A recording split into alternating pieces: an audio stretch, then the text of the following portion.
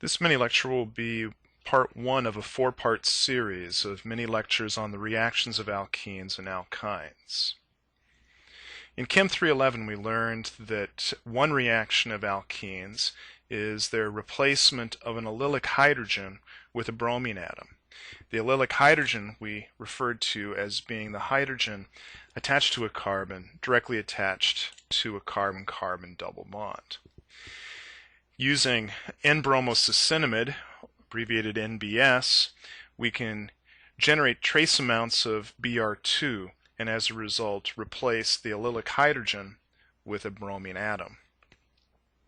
And this reaction proceeds by a radical chain mechanism. The steps in this radical chain include cleavage of the bromine-bromine bond, abstraction of an allylic hydrogen to form an allylic radical, and then reaction of that allylic radical with a molecule of bromine to regenerate Br dot and form our product. In this particular example, we have two allylic carbons, here and here, but only one of those two allylic carbons actually has an allylic hydrogen, this one right here. In this reaction, we're going to form an allylic radical, and as a result of the resonance of that allylic radical, the radical can exist in two different locations. One site for where that radical can exist is exactly the carbon that lost the hydrogen.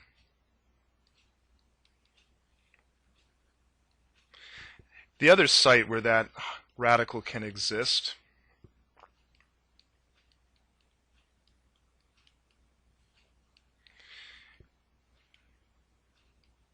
is the position that had the carbon-carbon double bond on it.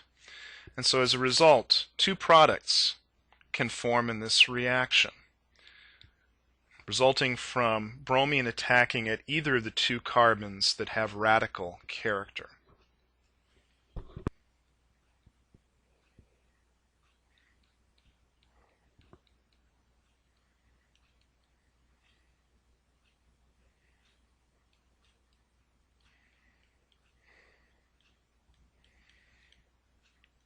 This product resulting from reaction at the site where the hydrogen was removed from,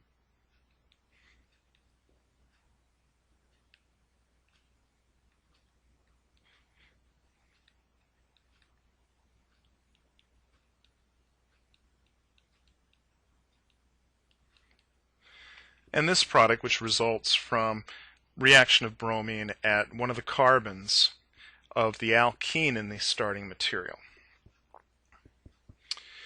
In general, as we look at the reactions of alkenes and alkynes, one of the important things that we need to do is to try to understand where a reaction is going to occur. And so we need to ask ourselves a series of questions. We learned this in Chem 311 as well. So one of the first questions that we want to ask ourselves is, where will the reaction occur? What is the site of the reaction in our molecule? Typically, reactions occur where functional groups are located. Either they will be reactions of the functional group or of adjacent carbon atoms or hydrogens that are attached to the functional group. A second question that we should ask ourselves is what? What will be the outcome of the reaction? What happens in the overall sequence of steps? A third question is which product will form. When we have the possibility of forming constitutional isomers in a reaction, we have the situation where regiochemistry will be important. And so we saw this in the radical halogenation of alkanes. Which hydrogen will react? Tertiary reacting faster than secondary, reacting faster than primary. And in that particular case, we found that statistics were nearly as important in the chlorination reaction as the relative reactivity of the three hydrogens. The final question that we need to ask ourselves is, how will the reaction occur? What is the stereochemistry of the reaction? Are we going to get an inversion add a carbon atom? Are we going to get retention? So we need to consider all four of these as we look at a reaction. So we start by looking at alkenes. We have two possible sites for reactions of alkenes. One of them is the pi bond of our carbon-carbon double bond. It's a good nucleophile, and as a result we're going to see that it will react quite well with electrophiles. It's also very electron rich, and so oxidizing agents can react with the carbon-carbon double bond. We've just seen that the allylic hydrogen can react in an allylic bromination reaction. And so that's another site where an alkene can react. In an alkyne, we actually have two pi bonds contained in the carbon-carbon triple bond. And as a result, we can get the carbon-carbon triple bond acting as a nucleophile twice. One might imagine that it could react once with a reagent as a nucleophile, and then if the product of that reaction still contained a carbon-carbon double bond in its structure, that double bond could react as a nucleophile again. The final site of reaction that an alkyne can undergo is present only in terminal alkynes. Those are molecules with the alkyne at the end of the chain. And that is that when we have an sp hybridized carbon atom that has a hydrogen on it, that hydrogen is extremely acidic, and it's possible with strong bases to pull off that proton and to convert the alkyne into an acetylide anion. And we saw the acetylide anion last semester as an excellent nucleophile and a strong base, and it can undergo either SN2 substitution or E2 elimination depending upon the structure of our alkyl halide. In terms of the reaction outcome, if we have a carbon-carbon double bond and we add an AB reagent to it, one possible outcome is that the AB reagent adds A to the carbon with two hydrogens on it, B to the carbon that has the methyl and the hydrogen on it. And so this here would be called an addition reaction. We added the elements of AB across the carbon-carbon double bond. And we'll see later on that that could be reversed, that B could go to the carbon with two hydrogens on it, A could go to the carbon with the methyl group on it. Alkynes, as we mentioned on the previous slide, are good nucleophiles. They can react once with an AB reagent to add A and B across the carbon-carbon triple bond. As a result of this addition, we have changed from an sp hybridized set of atoms to a pair of sp2 hybridized atoms. And so this is an addition reaction. The double bond that forms now could react a second time, as we saw in the first reaction on this slide, with another molecule of AB. So overall we can get single addition with an alkyne, just like we see single addition with alkenes, or we can see double addition. And in the case of a double addition, 2 moles of our reagent are needed for every 1 mole of our alkyne. Another way of saying this is that we need 2 equivalents of AB to do a double addition to the carbon-carbon triple bond. As important as what the outcome is regiochemistry. And so when we have an unsymmetric reagent like AB, we can either add A to the carbon with the CH2 group on it, or we can put the B part of the AB reagent on that carbon. The 2 molecules that we form here are constitutional isomers, and we refer to them as regioisomers. Regio meaning that the region where the A, or conversely the B, added are opposite to one another. Well, one empirical rule that can help guide us in understanding what happens in this reaction is called Markovnikov's rule. Markovnikov's rule states that in addition to alkenes and alkynes, addition occurs so that the electrophilic portion of the reagent will add to the less substituted carbon of the alkene or the alkyne. Another way of stating this is that the rich get richer and the poor get poorer. In other words, if you have a reagent that is, for example, H and X, the hydrogen is going to go to the carbon that has the hydrogens on it, and the X, the richer portion of the HX reagent, will go to the richer carbon, the one that has more carbons on it. I'm going to summarize this rule more succinctly in E new, electrophile, in E less, electrophile goes to the less, nucleophile goes to the more. And we'll learn why that's the case in a couple of different reactions in subsequent presentations. So let's look at the substitution of a carbon-carbon double bond or a carbon-carbon triple bond. Here is an alkene that has one non-hydrogen group on it. We refer to that alkene as mono-substituted. The end of the carbon-carbon double bond with the two hydrogens on it is less substituted than the end that has the methyl group and the hydrogen on it. So we can recognize which end of the double bond is less substituted and which end is more.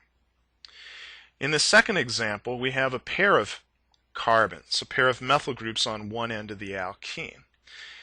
On the other end of the alkene, we have a pair of hydrogens. And so once again, this is the less substituted carbon of the carbon-carbon double bond. This is the more substituted end of the carbon-carbon double bond. So in both of these molecules, the electrophilic portion of our reagent is going to add itself to that less substituted carbon atom, the one with the two hydrogens on it. Well, on the bottom left here, we have a tri-substituted alkene. One end has a hydrogen on it and a methyl group, and then the other end has a pair of methyl groups on it. This end is the more substituted. It has fewer hydrogens, more carbons. And this end is the less substituted. It has hydrogens instead of carbons on it. In our final example over here of alkenes, we have a disubstituted alkene, a carbon-carbon double bond with a carbon on either end of the carbon-carbon double bond. Now, while this looks like the right-hand side of the molecule would be more substituted, we don't look to see how heavy of a group we have attached to the alkene. We simply look to see what is attached to the carbon of the alkene. So this left-hand carbon has a carbon and a hydrogen on it. The right-hand carbon of the alkene has a carbon and a hydrogen attached to it.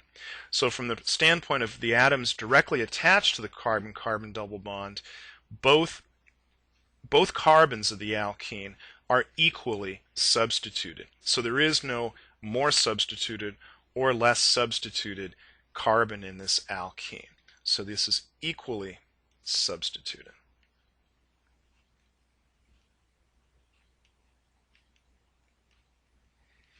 Now let's look at alkynes. We only need to worry about Markovnikov's rule with a terminal alkyne. And the reason for that is that we only have one group on the carbons of our carbon-carbon triple bond. In a terminal alkyne, the alkyne is at the end of the carbon chain. And naturally then, we must have a hydrogen on one of the two carbons of the carbon-carbon triple bond. The other carbon will inevitably have a carbon on it. Since the left-hand carbon of the alkyne has more hydrogens on it than the right-hand carbon, or conversely, the right-hand carbon has more carbons on it than the left-hand carbon, this left-hand carbon is the less substituted carbon. The right-hand one is the more. With internal alkynes, the carbons involved in the carbon-carbon triple bond are directly connected to a carbon on either side. It doesn't matter that there are more carbons on the left versus on the right. In this alkyne, the carbon-carbon triple bond carbons both have one carbon on them. And so this is an equally substituted alkyne. So as a result, addition could occur either way, A to the left, B to the right when it adds, or B to the left, A to the right when it adds. The final thing we need to think about when we talk about additions to alkynes and alkenes is how does the AB reagent add? If we look at a carbon-carbon double bond, this perspective drawing here has all three of the hydrogens, the two carbons of the alkene, and the carbon of the methyl group lying in the plane of the page. If we twist this planar view of the molecule such that two groups go out in our face and two groups go back behind the plane of the page, then two hydrogens in this case are out on wedges and a hydrogen and a methyl group are on hash. Now as we add our AB reagent, the AB reagent could add on the same face, the top face, or on opposite faces, one adding on the top and one adding on the bottom. If AB adds on the same face, we refer to this as a syn addition, and if AB adds on opposite faces, we refer to it as an anti-addition. And these are two different outcomes. The two molecules that we would make in this particular case have the relationship of being diastereomers. And in this particular case, the two molecules are enantiomers. But in other situations, the two molecules may actually be diastereomers. And so these are different molecules in the case of diastereomers and mirror image molecules in the case of enantiomers. With alkynes, when we add our AB reagent once, we can either have the two carbons that were originally part of our backbone end up on the same side of the carbon-carbon double bond in our product, or on opposite sides. And so we can get E and Z alkenes. We'll learn about the naming of alkenes in another mini lecture. We can get cis or trans alkenes out of the addition to a carbon-carbon triple bond. If A and B add to the same face of the triple bond, we call it a syn addition. And if they add to opposite faces, we refer to that as an anti-addition.